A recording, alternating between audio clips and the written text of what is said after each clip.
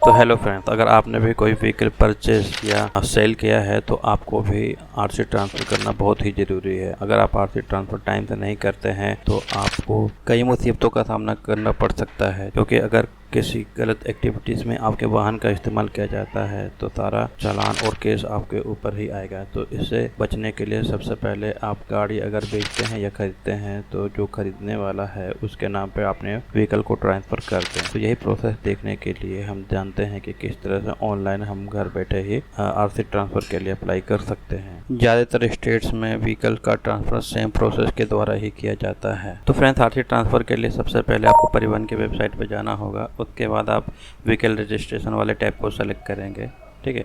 उसके बाद आप अपना स्टेट सेलेक्ट कर लेंगे, ठीक है। उसके बाद यहाँ पे रजिस्ट्रेशन फ़ोन नंबर से करके अपना व्हीकल का नंबर डाल के प्रोसीड करेंगे। जैसे आप प्रोसीड करेंगे, आरसी रिलेटेड सर्विस पे क्लिक करेंगे और अप्लाई फॉर ट्रांसफ़र ओनरशिप पे क्लिक करेंगे।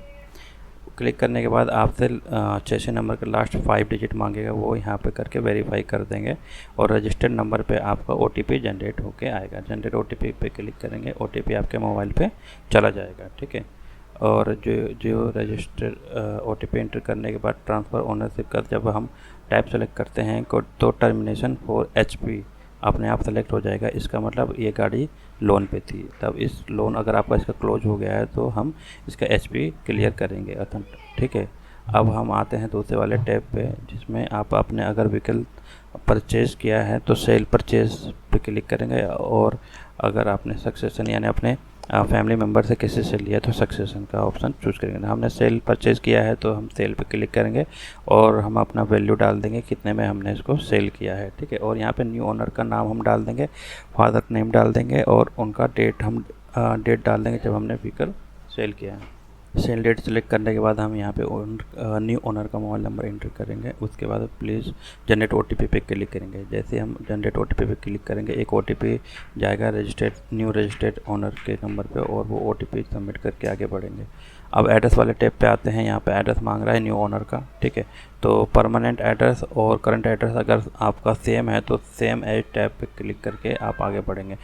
जैसा कि आप देख रहे हैं, ये सेम एज टैब पे क्लिक करके आगे बढ़ेंगे और एड्रेस अगर सेम है एड्रेस आपको एंटर करना पड़ेगा। उसके बाद आपको ये दिखाएगा कि 150 रुपये की आपको पेमेंट करनी है। सेव ई ड्राफ्ट पे करेंगे। अब हम जो एचपी हमारा आ रहा था उसको हम टर्मिनेट करेंगे। टर्मिनेट जब भी होगा जब आपने लोन कंप्लीट कर दिया होगा। तो जब आपने लोन आपका जब कंप्लीट हुआ, कंप्लीट डेट आप डाल सकते हैं जो एनओसी पे आपके पास आया होगा, ठीक है। आप सेव ड्राफ्ट करेंगे, सेव ई ड्राफ्ट करेंगे, ओके करेंगे, ठीक है। और फिर पे नाउ पे क्लिक करेंगे। पे नाउ पे जैसे आप क्लिक करेंगे, यहाँ पे आपके पास एक इन्फॉर्मेशन टैब ओपन होगा जिसके अंदर सारा इन्फॉर्मेशन होगा न्यू ओनर का। तो आप वो अच्छी तरह से देख लें क्योंकि बार बार वो चेंज नहीं होगा। उसके बाद आई हैव रीड इंस्ट्रक्शन पे क्लिक करके कंफर्म डिटेल करेंगे। अब यहाँ पे पेमेंट हम करेंगे। पेमेंट के लिए यहाँ पे एसबीआई मल्टी बैंकिंग है, कंटिन्यू करेंगे। तो आप यहाँ पे अपने एसबीआई बैंकिंग से, नेट बैंकिंग से, क्रेडिट कार्ड से, किसी से भी आप पेमेंट कर सकते हैं जो आपको सुविधाजनक लगे। तो हमारे पास दूसरी बैंकिंग है एसबीआई के अलावा एचडीएफसी है, तो उस पर हम क्लिक करेंगे और अपना यूज़र आईडी नंबर डाल के, पासवर्ड डाल के आगे बढ़ेंगे। ये कुछ सेकंड यहाँ पे लेगा, रीडायरेक्ट हो जाएगा, ठीक है। अगर कुछ इस तरह का आपके पास पेज एरर आता है तो आपको दोबारा से टैब होम पेज पर जाना है, रीवेरीफाई पेमेंट इंस्ट्रक्शन पे करना है। अगर आपका ट्रांजैक्शन, यहाँ पे आप रजिस्ट्रेशन नंबर और चेसी नंबर डाल के आगे बढ़ेंगे तो डिटेल पे क्लिक करेंगे। अगर आपका ट्रांजैक्शन फेल होगा तो आपको दोबारा से पेमेंट करना होगा, अन्यथा आपका ये रिसिप्ट यहाँ से डाउनलोड हो जाएगा। तो यहाँ पे जैसे डिटेल करेंगे तो रीवेरीफाई करने के लिए बोलेगा, रीवेरीफाई कर देंगे, ठीक है। चेक टू बैंक करेंगे, कंफर्म पेमेंट करेंगे। कंफर्म पेमेंट होता ही आपका अगर पेमेंट सक्सेसफुल होगा तो इस तरह का फॉर्म डाउनलोड करने के लिए आपको बोला जाएगा। तो ये 29 नंबर और 30 नंबर और 35 नंबर फॉर्म है, इनका प्रिंट ले लेंगे, ठीक है। और रिसिप्ट का प्रिंट ले लेंगे। और यहाँ पे साइन कहाँ कहाँ किसका करना है मैं आपको बता देता हूँ। तो इनका हम प्रिंट ले लेंगे। 29 नंबर फॉर्म है। यहाँ पे आपको फाइनेंसर, अगर आपने गाड़ी फाइनेंस करवा रखी थी तो यहाँ पे फाइनेंसर के सिग्नेचर और स्टैम्प होगा, और यहाँ पे जो आप जो सेलर है उनका सिग्नेचर होगा। उसके बाद 30 नंबर जो फॉर्म है उस पर मैं आपको बता देता हूँ कहाँ पे किसके साइन होंगे, ठीक है। तो इसका भी प्रिंट आउट ले लेंगे। प्रिंट आउट लेने के बाद यहाँ पे आप देख सकते हैं, ठीक है। यहाँ पे ओल्ड ओनर के साइन होंगे, ठीक है, जो सेलर हैं उनके।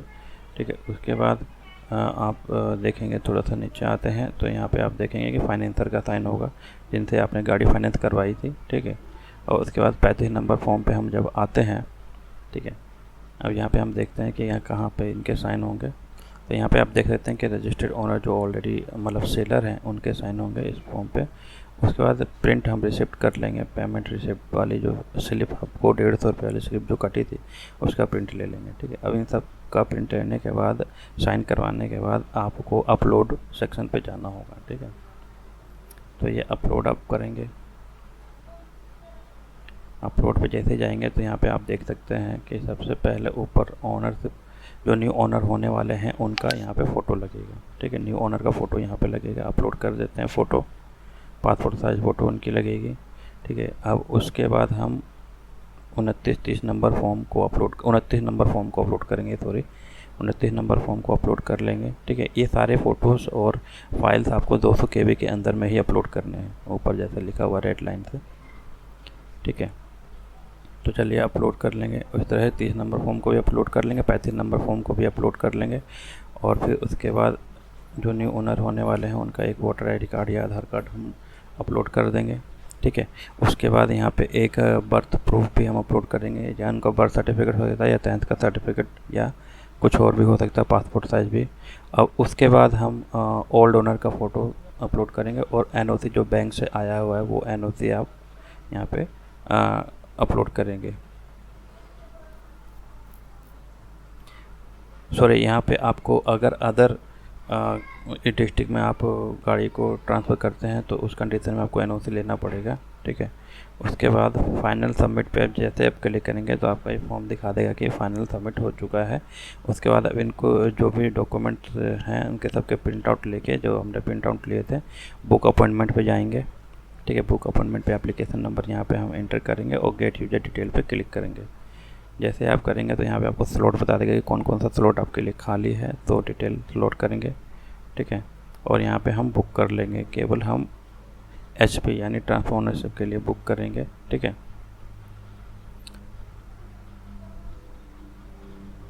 और HP पेमेंट हमने कर ही दिया था, उसके लिए स्लॉट हमें बुक करना नहीं है, हमारे को ट्रांसफर ओनरशिप के लिए बुक करना है। ओके करेंगे, हमारा ये स्लॉट बुक हो चुका है। इसको ओके करके हम प्रिंट ले लेंगे इसका।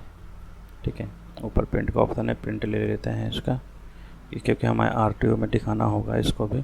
ठीक है, आप ये देख सकते हैं 15 जून की हमारे को अपॉइंटमेंट मिली है। यहाँ पे सारी डिटेल आपको शो कर जाएगा।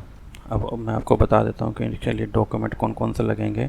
ठीक है, तो डॉक्यूमेंट कुछ इस तरह के होंगे कि व्हीकल ओरिजिनल RC लगेगा आपके, व्हीकल का इंश्योरेंस होना चाहिए, पॉल्यूशन सर्टिफिकेट होना चाहिए और 29-30 नंबर फॉर्म होने चाहिए जो हमने डाउनलोड किए थे उस पर सिग्नेचर किए हुए होने चाहिए। ठीक है, बायर और सेलर के फ़ोटो होने चाहिए, ID प्रूफ और डेट ऑफ बर्थ प्रूफ होना चाहिए बायर का। ठीक है, चेसी नंबर और इंजन नंबर पेंसिल प्रिंट होना चाहिए जैसा कि नीचे आप देख रहे हैं। ठीक है, NOC होना चाहिए अगर RTO अदर डिस्ट्रिक्ट में है तो। NOC आप किसी भी नोटरी से बनवा सकते हैं।